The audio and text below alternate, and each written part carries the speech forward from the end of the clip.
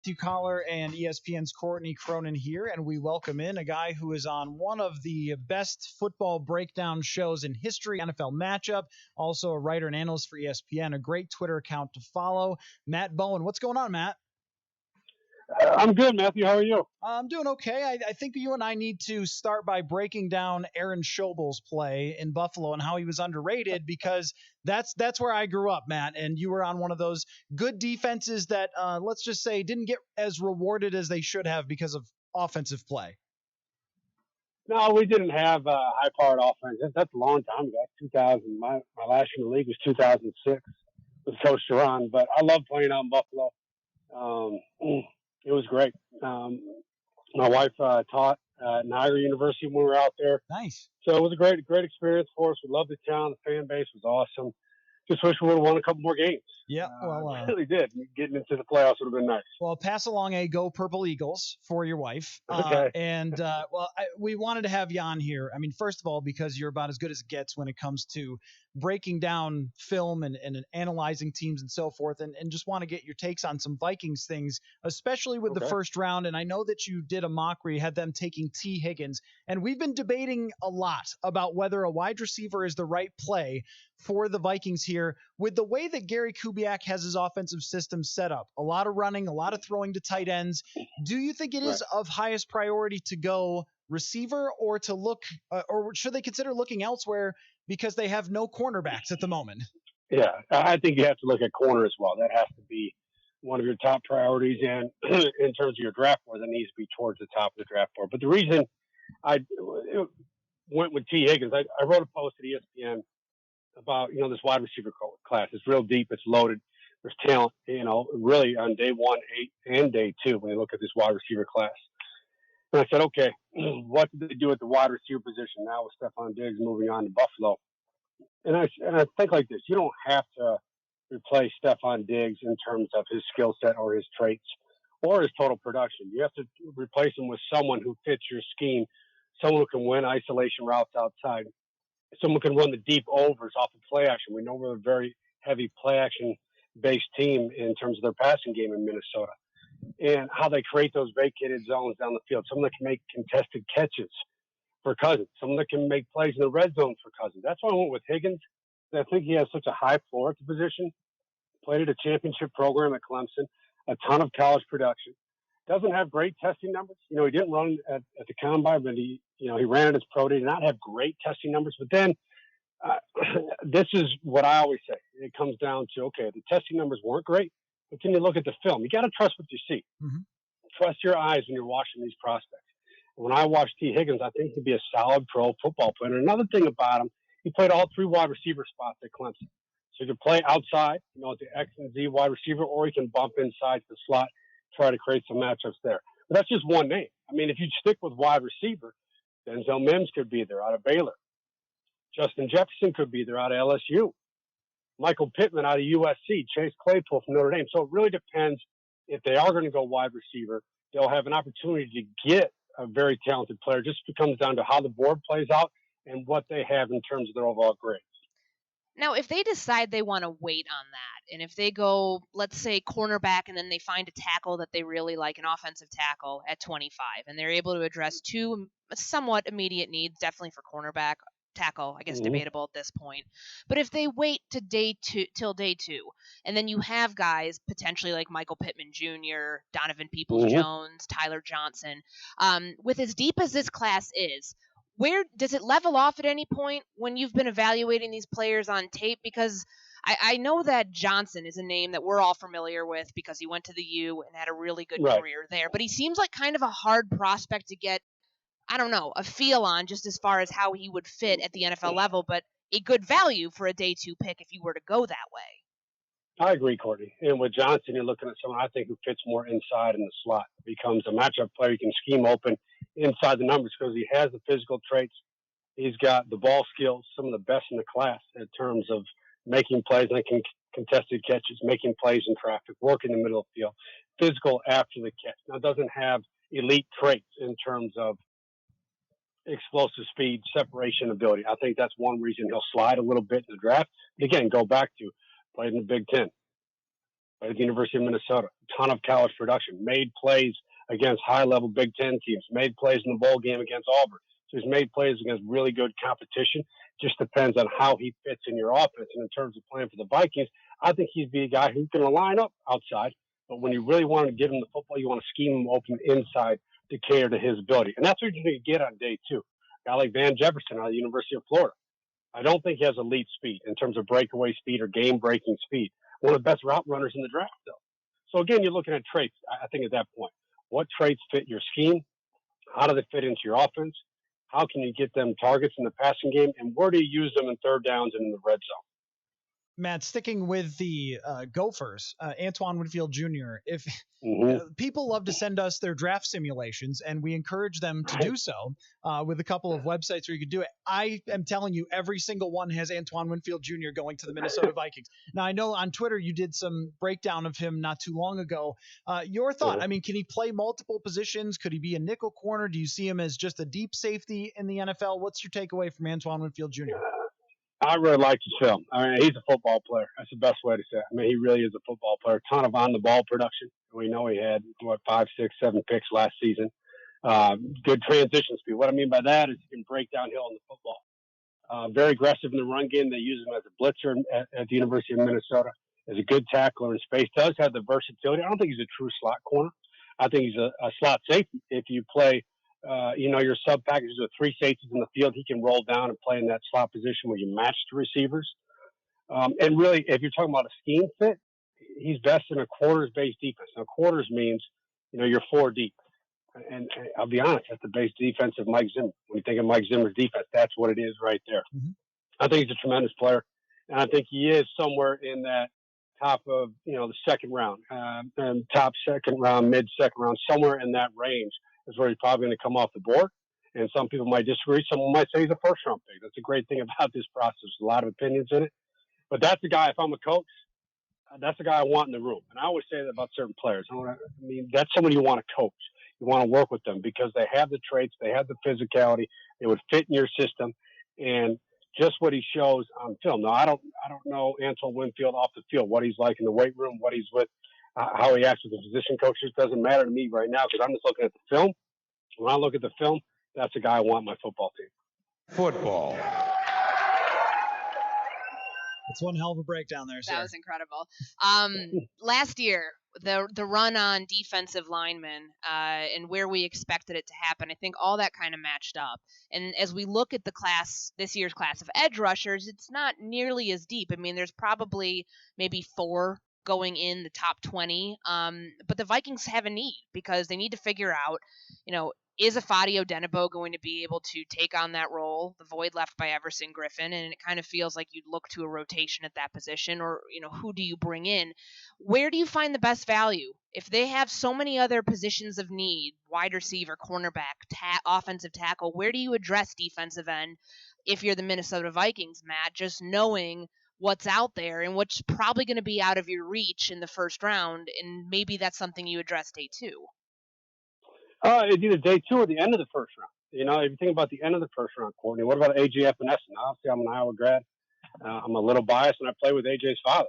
He was my college teammate. I can tell you about AJ Epinesa. I think that's where he's going to fall, Courtney, is that, back end of the first round. Has versatility, can play defensive end, defensive tackle. And trust me, when I'm being by this, he's a true defensive end, Courtney. He's not a bendy, electric pass rusher off the edge. He's a defensive end. They can play both the run and the pass, can give you production as a pass rusher off the edge. Has excellent technique. I think pro-ready technique. And I can speak on his character. His family's unbelievable. He played for Coach Ferentz at the University of Iowa. And when you draft an Iowa player, you're getting a second-year pro in terms of their maturity. Again, obviously, I'm very biased when I talk about Coach Ferentz and Iowa Hawkeyes. It's understandable. But I know the program well. I played in the program. Know the family well. I think AJ Epinesa is going to be a really good pro football player. And if you're talking about someone on the edge who could do multiple things for you in the defense that likes players with versatility in Minnesota, that could be an option. Talking with Matt Bowen of ESPN. Matt, I feel the same way about Epinesa, or I'm just saying it because you said it and I copy your opinions. But, there's a fascinating thing to me with how much we take the NFL Combine and pro days and so forth. Like, did they play any new football games? Because when that guy played against the Gophers, he shredded them, and it's like, I'll just take that guy. I don't want to know what his combine numbers are, and if he jumped far enough, and he did this and he did that. And I remember Delvin Cook's pro day was awful. I think I can jump farther than Delvin Cook, and he's the best running back in the league. So how much do you value it when you're doing your analysis? Are you focusing entirely on tape, or how do you kind of factor that in? Because a lot of times we see the guys who are great on tape and then drop, they end up making everybody look bad. But well, I think you have to look at the player. We talked about T. Higgins earlier. I think T. Higgins is a 4-5 guy. He's pretty close to that time. That's what he is. Nothing changes for me. AJ. AJ didn't have a great 40 time, but again, what type of player is? You brought the Minnesota game. That's where you saw him lined up at defensive tackle and get home to the quarterback and do different things for him. Dalvin Cook's a great example. I remember the same things you're talking about with the testing numbers from Dalvin Cook. Then you turn on the film, you say, man, this guy really plays fast. I think it's the number one thing. Do they have game speed? Game speed. We're talking about Winfield. I don't remember what Winfield ran. I really don't. I have to look it up. Because when I watch him on film, he plays fast. That tells you, it's really position-based, too. If you're talking about a safety, I don't care if you run a 4.6. I really don't care. Can you get to the football? Because there's so many things that go into playing at a faster clip on the game field. Your football intelligence, your eyes at the safety position, your ability to plant and drive in the football, understand route combination, be able to read the quarterback's shoulders. That all gives you a jump. So you can be a 4.6 guy and play as a low 4.5 guy because you are so smart, because you have those traits that carry over to the field that make you a faster football player. And that happens every year, Matthew. It happens every year with the combine. Is someone runs a great time and they get pushed up the board, and you're forgetting what your job as a scout is at the end of the day is to evaluate the football player. The workout is a part of the process. I understand. We wouldn't have the combine if it wasn't part of the process. But I don't think grades should change much based on 40 times and athletic testing, because you have the film in front of you. And this year is a perfect example of that, Matthew, because all the pro days have been canceled. And because you have some combine numbers, a lot of guys didn't run at the combine. Mm-hmm. Some of the top players didn't run at the combine. So what you're really doing right now is focusing solely on game film. And obviously what you get from the strength coach, the head coach, the position coach at their respective programs, that weighs into as well. But at the end of the day, can you play? How do you fit in the scheme? And do you have traits that transition to the NFL level? And like you said, the combine's the last thing outside of like Jalen Hurts' pro day. I can't think of any other players who had, big pro days that, were televised like we typically would have seen throughout March and April. But nonetheless, this is the time of year where we start hearing kind of the behind the scenes talk of, hey, this guy's rising. His draft stock is rising. But now, since there's no technical new information, you're just hearing it from teams and kind of how they are stacking their board. In your opinion, from the film that you've watched the last month or so, as we've kind of gone through this new process of evaluating players, or at least it's what it feels like, is there anybody that really stands out to you as somebody who, even on limited information, let's call it that for right now, that has kind of risen his stock to where you think he might be jumping a day or even around? I think one player could be Jeff Gladney, the cornerback from TCU. And the reason I look at Gladney is because he's a man coverage corner. And I think right now the league is trending more towards man coverage. I think there's a need for man coverage corners. One of the reasons for that is there's so much quick passing now and run pass options. And that's just finding holes in zone coverage. And you do it all day long. I think you need man corners in the NFL right now. I think you need competitive man corners. I said this about Winfield. Gladney's another guy from the secondary coach. I want him in the room because he's ultra competitive. He's very aggressive in coverage. And be a little grabby at times, that's okay. You live with that as a coach because that's what man corners are. I think he's got ball skills. I think he's a willing tackler. And I think he'd fit in a lot of schemes. Jeff Gladney's a guy that, some scouts would tell you he's a day 2 pick. I could see him sneaking into the back end of the first round. He really could. Because, again, the traits. Can you cover in the secondary? That's a valuable skill to have right now, especially with the amount of passing we see all the time in the NFL, the amount of quick game. I mentioned run pass options, also play action as well. You want to be in man coverage in those situations. So to answer your question, Courtney, I would look at Jeff Gladney. Hey, Matt, last thing for you. All the time we talk about, why guys make it, why they don't. And Courtney and I were kind of going back and forth and debating some of these general managers who were, complaining behind the scenes to the media about not having all the access and so forth. I'm curious from your experience, just all the players that you played with, tons of guys who would have been drafted high, some who made it, some who didn't. Was there a common thread to the guys that were successful and those who weren't? And maybe how does that play into how random the draft can be? Well, I think there's a couple things there. Number one is your professional approach to the game, and coming from the college level, where a lot of things are taken care of for you to becoming a professional athlete, where you have to manage yourself, manage your body, manage your training, manage your game prep, be able to play through injury. You can't miss time in the NFL. You just can't. I mean, the top players can, but a guy like me, who was a sixth-round pick, are you kidding me? You can't miss time. Now, obviously, some of that is luck, but a lot of it is being able to play through injury. The other thing is the scheme fit and the opportunity.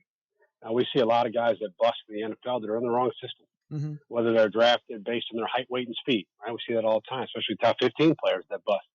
They're drafted on height, weight, and speed and the traits. You always hear, do they have top 15 traits? Well, because of that, sometimes guys are put into the wrong scheme. And scheme also deals with coaching and opportunity. How early do you play? Are you, as a quarterback, are you put on the field a little bit too early? We see that happen quite a bit now, where quarterbacks don't really sit anymore. They're kind of thrown right into the mix, and that can really hurt someone's development. But that's why when I'm writing all the stuff at ESPN, one thing we always focus on is team fit over need. Okay, I think sometimes when general managers draft for need, they're not drafting the player that really fits their scheme or the highest graded player on their board at that time when they're on the clock, because that's so vital right now. You can talk about quarterbacks, you can talk about safeties. It doesn't matter. We talked about playing in the quarter scheme. There's some safeties that aren't fit for that, and you put them in that situation, they're not going to be productive for you. I always use this example. I wasn't very good, and I fooled people for 7 years in the NFL that I could play. And when I was playing for Greg Williams in Washington, he knew I couldn't cover anybody unless it was like a backup long snapper that was playing tight end. All right. So what did he do? He blitzed me almost every time. That's one thing I was good at. Okay. So Greg would put me in a position to cater to my strengths specifically. Okay. Not put me in a position where I had to cover a slot receiver who could beat me all day long. Right. So that's coaching. That's understanding your players. That's catering your scheme to your players, or finding the right fit for your players within that scheme. And I think that really falls on coaching staffs in the National Football League of doing a better job sometimes when it comes to guys that bust, of finding the right fit for them within your scheme. Because too often we have guys that are put in the wrong scheme, and you see what happens, and they just don't make it because of that. Matt, if you want that, we can send it to you. So you can just use it in everyday life. That can be your ringtone. Put it on your phone. So once you're done talking, somebody uses football. That's right. Well, Matt, this is awesome. You're one of my favorite follows on Twitter, at Matt Bowen 41, writes for ESPN. And if you can, I don't know how much pull you have, but can you get NFL matchup on a time where we can watch it in the Central Time Zone? Well, I'll tell you this. We have 2 draft shows coming up, and obviously the format's going to change because we're going to film remotely. Yeah. This year, obviously. We're going to have 2 primetime shows coming up the week before and the week of the draft. And we're going to break down the top prospects. Awesome. We're going to talk quarterbacks. We're going to talk defensive backs, Isaiah Simmons and Clemson, a lot of wide receiver talk, a lot of corners that we just mentioned now, guys like Jeff Gladney. So we are going to have 2 primetime shows that are coming up later this month. Outstanding. We'll look forward to those, and I'll just continue to DVR NFL matchups so I can wake up on a Sunday and watch it. Always appreciate your work, Matt, and it was great to have you on. Thanks for coming on, buddy. All right, thank you. Yep, take care. Nobody more football than Matt Bowen, and it was everything I hoped it would be. I know. You're welcome. You're welcome. Yes, thank you, This Courtney. was incredible. I've wanted him on for a really long time. He's the best. I mean, there's nobody better at breaking down film and explaining it like in layman's terms to to the average football fan, to somebody who covers it, to somebody who knows it really well, to somebody who doesn't know it. I mean, if you go and like Google, go and Google something like what is cover 2, and I guarantee one of the first hits you're going to see on Google is something that Matt Bowen wrote. Yep, like his breakdowns were awesome. He is just, I mean, it's an art, and he is an artist in that. Well, he's welcome anytime for us to hit football. Now, it is interesting to me that he likes guys for the Vikings like Epinesa and T. Higgins that didn't necessarily put numbers down at the combine, or in Higgins' case at his pro day, that wow you. But after the Delvin Cook thing, I can't get too caught up on that when they're a first-round talent of actually playing football. I could see in the second, third, fourth, and especially in the late rounds where you might look at somebody's combine performance and be like, bleep it, the guy ran real fast. Let's just take him and see if he can play a little football. Yeah. But when it comes to the top players, if you dominated in the Big Ten or if you dominated the SEC, I mean, it's very hard for me to say, oh, no. This guy was, on a national championship stage, was averaging 20 yards a reception and beating man coverage consistently. But 4 or 5, I mean, it doesn't make sense. Yeah, and in the case of Epinesa, he had a horrible combine. We know that. That's no secret. We watched it live, and we anticipated that for some teams, they might put so much stock in that's going to cause his stock to fall and where his draft positioning to fall, which is why I remember in that draft, the mock draft that Mel Kiper most recently did when he had the Vikings taking Mims and Epinesa. That's why he was available at the end of the first round. And just kind of echoing what Matt said there, that's probably where you could get another defensive end, somebody who's a day one player. I mean, and he has like, I don't want to call it country strong, but it's like that the power that power that he plays with is so evident on film, and that's what you're going off of, right? But he brought up that point too about Tyler Johnson. I mean, that's somebody who, like you mentioned, Big Ten, dominated at a Power 5 school. And, the fact that he's kind of just this like little bit relatively of like it's hard to place him in figuring out like, well, where does he go? How does he truly transition to the NFL? And that's why he was saying, well, his best fit's probably in the slot. And I mean, he's great with contested catches. I mean, he's got all of the physical tools, but in a receiver class that is this deep, and like we've talked about, should you wait and pull back out of the first round to maybe either, trade one of your picks to get more and go with a day 2 receiver? I feel like there's more guys like that will eventually pan out, if not make contributions right away. And especially if you know what the tape provides and what you've seen with your own 2 eyes, that this player played at a high level at a school that was very competitive this year, like Minnesota was. And that's gonna carry more weight, I think, than anything else. Right. I mean, if you're coming from a school that finished 10th in the country and beat Penn State and beat Auburn, and these were the guys who were stepping up, Winfield Jr. and Tyler Johnson, you've got to pay attention to that. And there's no guarantee that anybody is going to be a star. But if he's in the second or third round or beyond that, I think you would be negligent in not taking him because of the type of production that he put up. And the bottom of the first round offers pretty much 2 types of players. Either it's the guys who are major athletic freaks who you're not sure about their production and they drop because of that, or it's the guys who have great production, you're not sure about their pro day, and they drop because of that. And I would always want to take the guy who has the great production and you go, oh, the pro day, the combine, and so forth. Well, those things they're not football. They're running around in shorts. And well, that's what people said about Laquan Treadwell, for example, right? Like his pro day was terrible. He didn't run in his 40 time was, I don't remember. It was awful. And they decide, I mean, sometimes it will bite you. I mean, that's just the nature of the probability game here. Sometimes it's not going to pan out, and that stuff does serve as a red flag. But more times than not, if you've seen consistently the system that they're playing in, does that translate to the pros? Or is it just, a byproduct of, a really good college football player against somebody who's not a good college football player, would never have even had a shot at the NFL?